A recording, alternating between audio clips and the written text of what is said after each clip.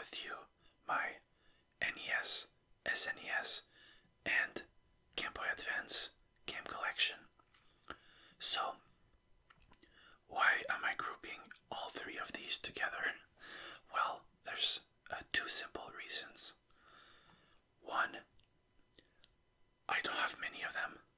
I have one NES game, two SNES games, and then 5 Game Boy Advance games. So if I was to make an individual video for each of them, well, they would be very short videos. So I figured I might as well group them together. And why specifically these three? Well, they're all retro at this point, and all of them come in cardboard boxes. So I figured it fits. So without further ado, let's get on with my one and only NES game, and that game is Fire Emblem Gaiden. So, I know I said SNES game. Technically this is, not SNES, NES game. But technically this is a Famicom game, family computer, because it's a Japanese game, obviously. But same thing at this point.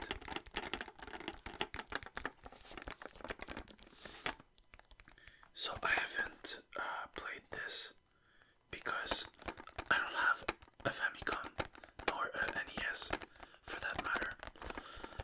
But the reason I bought this was because I wanted to get all the Fire Emblem games that exist.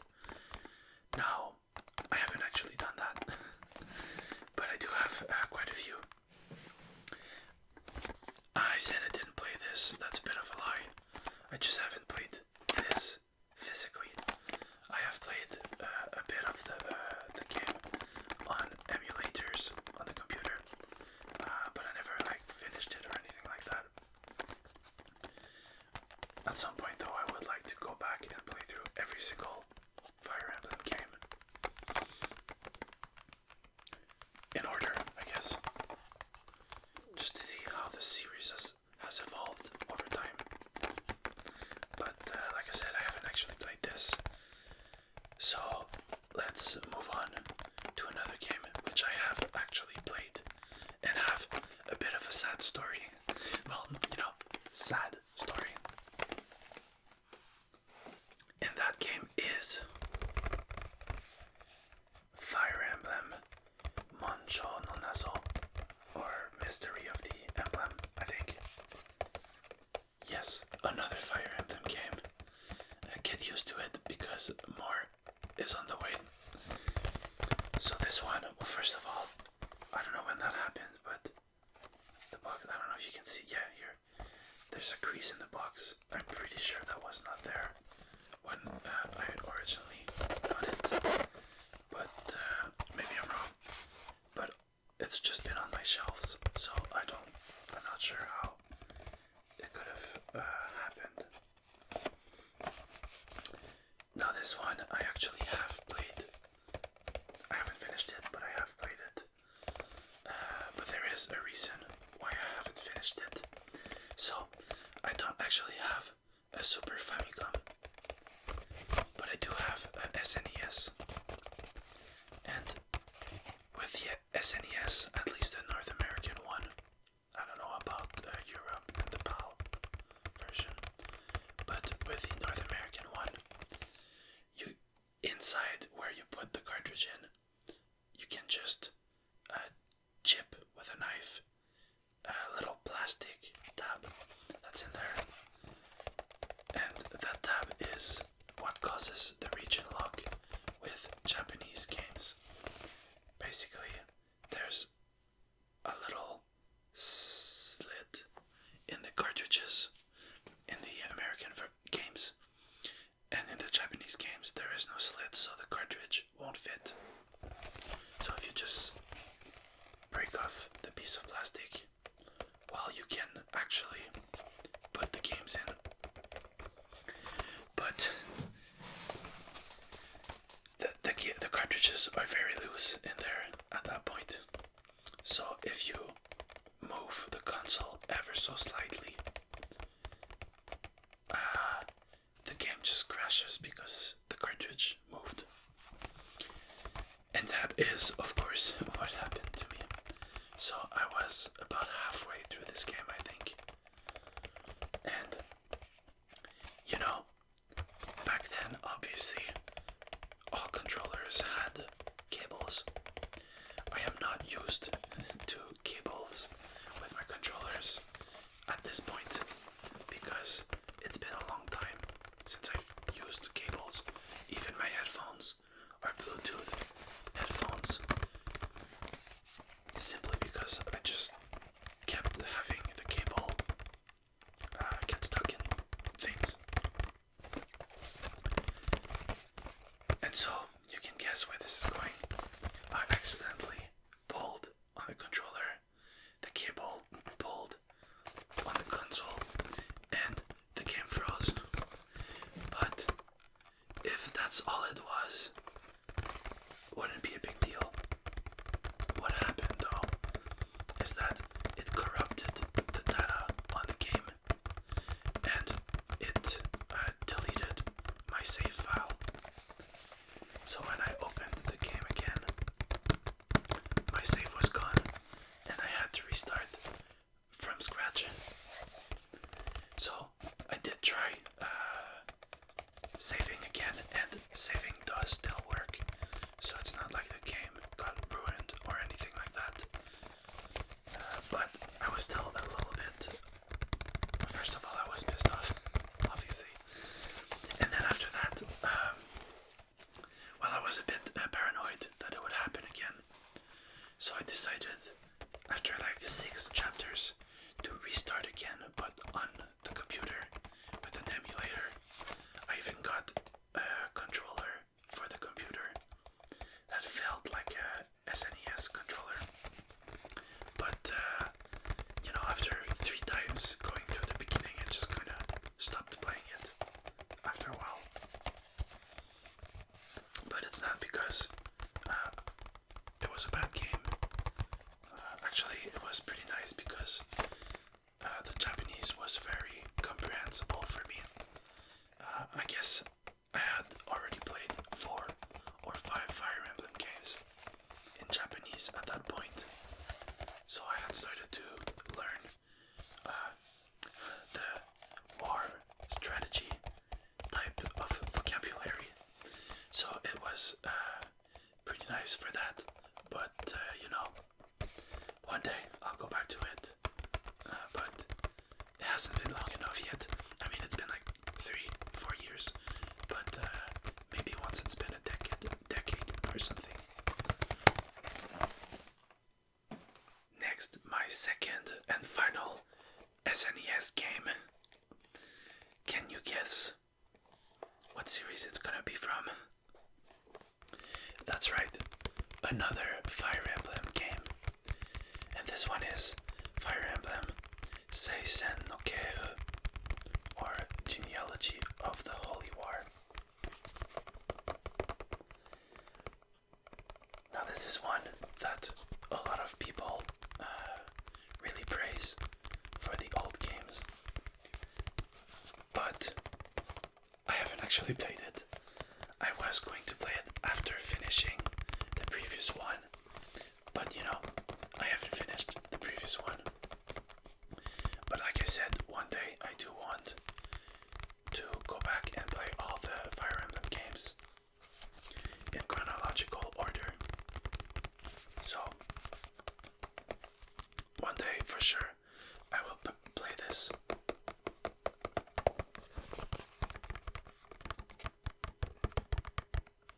I do like the art of all these boxes.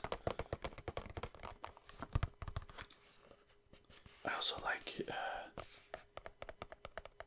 know, how can I say it? I like I guess the sprites. I don't know if, I've always been a fan,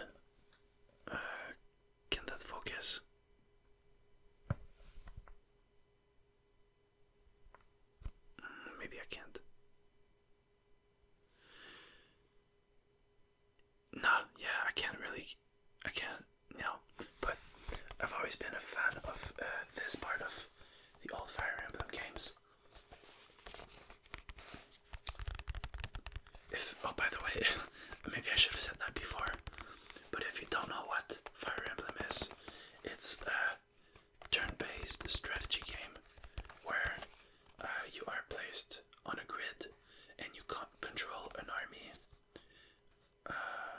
but not like a guns kind of army, more like a swords and magic and bows and lances and axes type of army.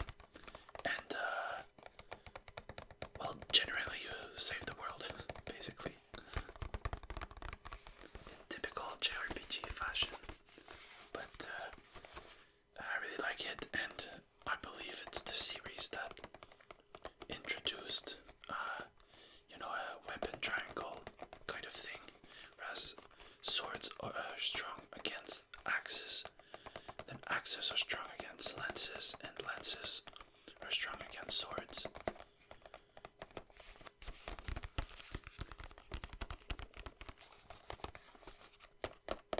So that's it for the NES and SNES section. Now for the Game Boy Advance section, which does have 5 games, so a bit more.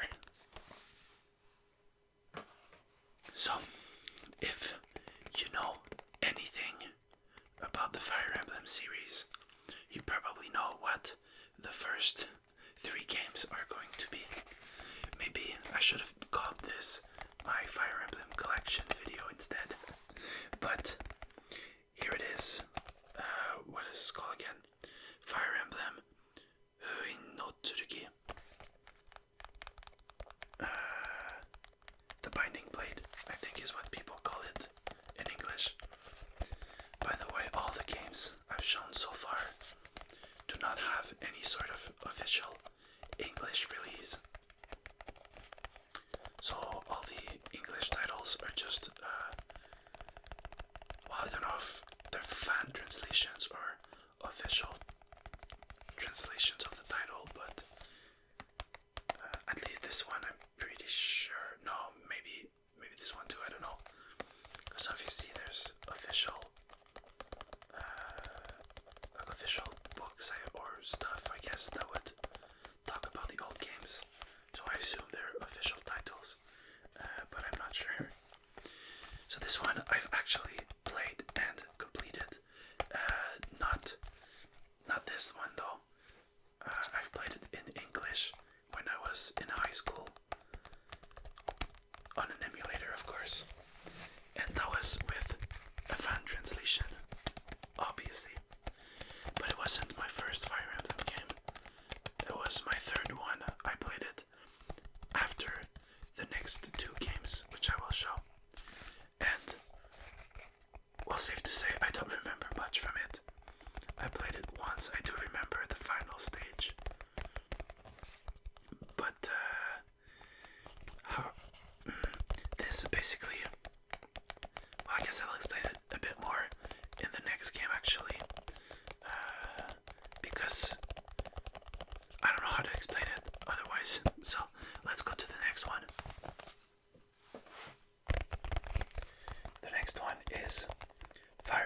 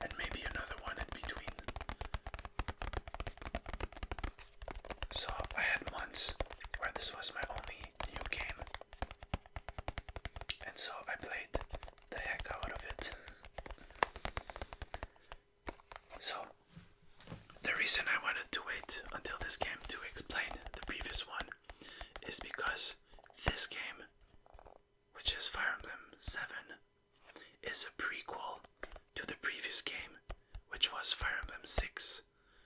So Fire Emblem 6, the protagonist is actually this guy's son. So this is Eliwood, and his son is called Roy. So this game happens, I don't know, at some time. And then the previous game is actually like, I don't know, 20, 30, 40 years after this game. But it came first, this one came second.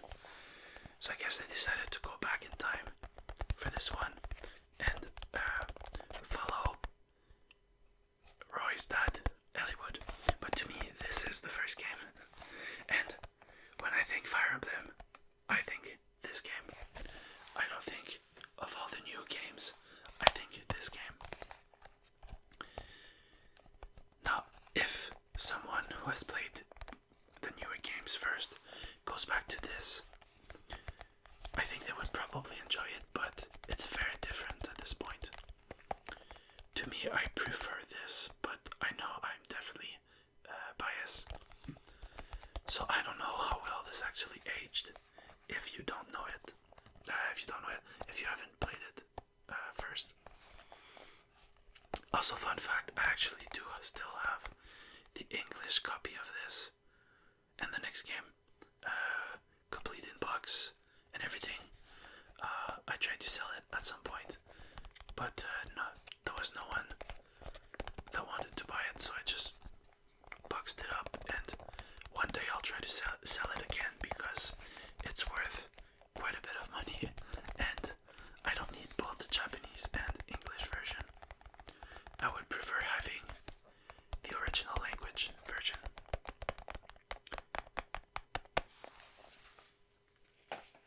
Next is my final Fire Emblem game. Finally. And that is Fire Emblem Seimano Koseki, or the Sacred Stones. Now this one, I didn't enjoy it as much as the previous one, but I've still played it basically as much. And one thing that I did like about this one that I at the time wished was in the first one was the overworld map, where you can go around and decide where you go and do skirmishes, battles, but also the fact that you could keep playing after beating the game.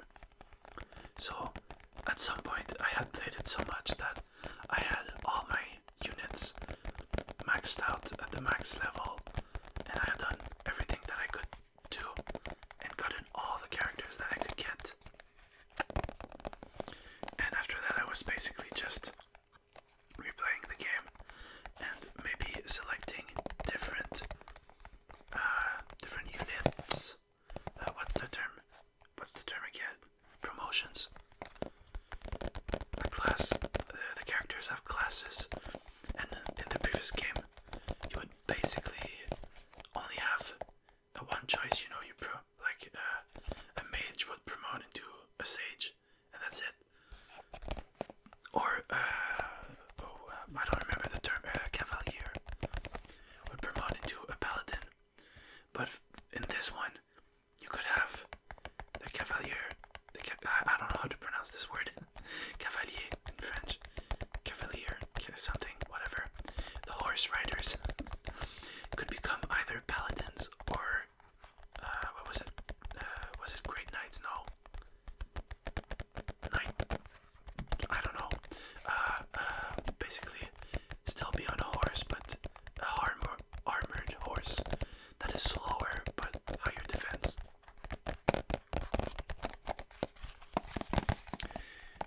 And I know this game basically had a lot of like monsters to fight.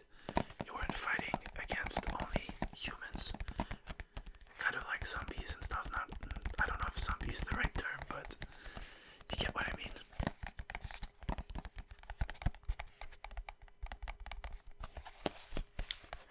Oh, this one also, I didn't mention that, but in the previous game,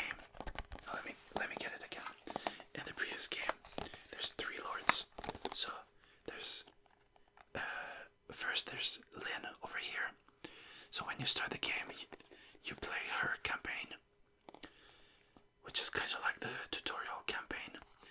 Then after that, you have the choice of Elliewood or Hector's campaign.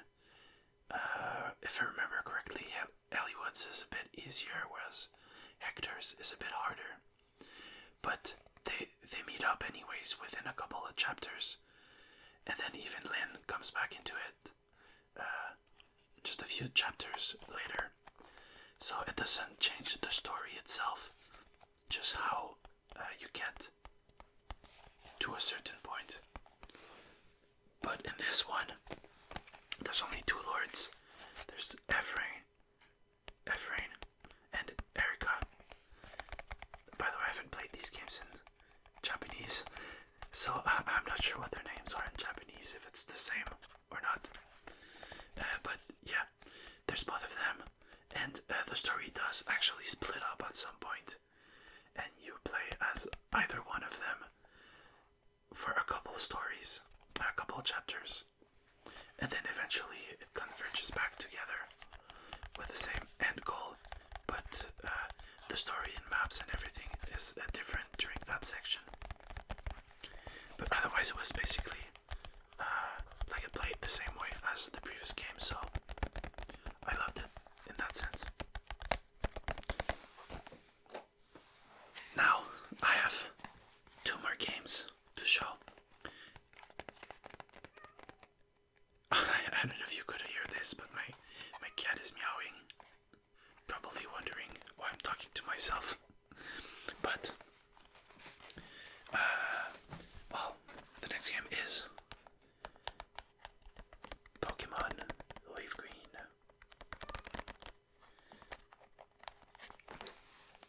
You can probably guess what the final game is right away. But yeah, Pokemon LeafGreen. I grew up with Pokemon. I think my first one was Silver, and then Crystal. I remember being disappointed getting Crystal because I didn't know it was basically the same game. I was just looking at the game boxes and the art at the store and deciding, you know what, I want to buy that one. And then I get home and it's basically the same thing I've already played.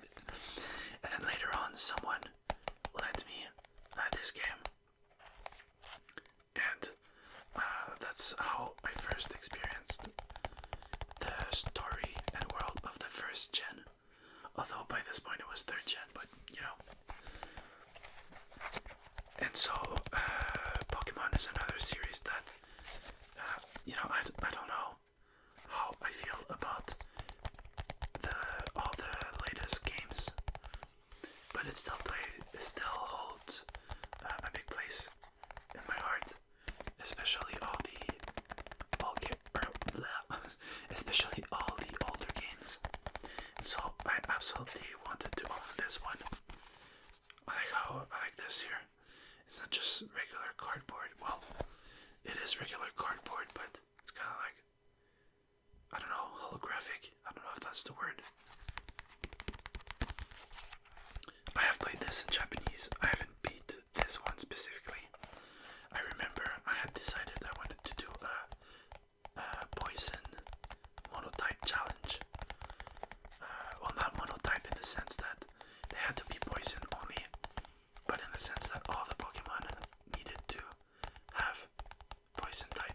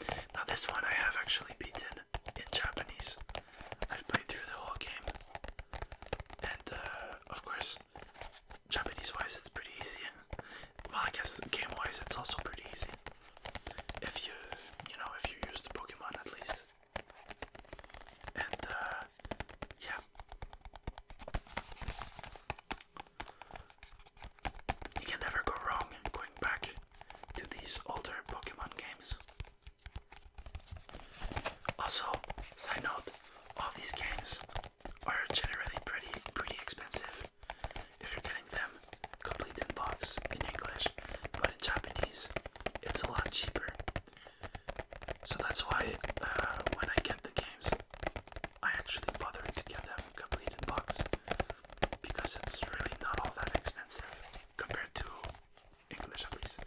Like the three Fire Emblem games on GBA, I got all three of them for about 200 Canadian dollars, and that was shipping included. Whereas in English, well, first of all, you can't get Fire Emblem 6, but for Fire Emblem 7 and 8, a single one of these is worth